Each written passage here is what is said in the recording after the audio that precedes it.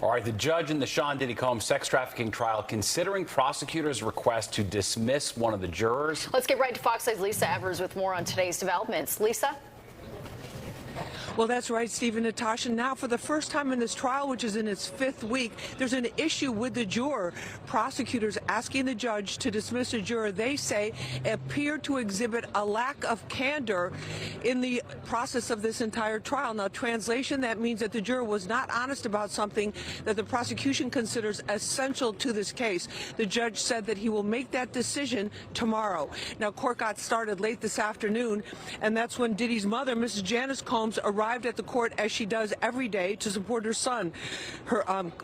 Diddy's sons, Quincy, Christian, and Justin, were in attendance too. It was a half day of testimony from Jane, who was forced by Diddy's attorney, Tenny Garagos, to read aloud loving text messages to Combs that she sent after various hotel nights. That's what she called the freak-offs, where they would hire a male escort who she would have sex with while Diddy watched. They'd film it, then they'd send him away, and Combs would have sex with her. They also had what Jane called movie nights, where they would review the movies, the films made of the freak-offs, and then also watch porn. Jane became defensive at times when the defense attorney would get her to admit she enjoyed them and had her read her own text messages supporting that.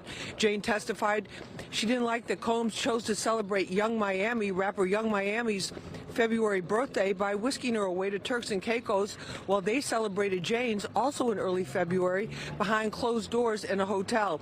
She said Combs gave her an expensive Van Cleef necklace and bracelet along with $15,000 so she could have a birthday dinner with her friends, but she says what she really wanted was affection. Now, with this testimony, the defense appears to be trying to take aim at that sex trafficking charge, which needs to have an element of coercion and force attached to it in order to get a guilty verdict on that, instead showing the defense standpoint that they believe that all sex that was involved in this case was consensual. That's the latest from federal court. I'm Lisa Evers. Back to you in the studio. All right, thanks, Lisa.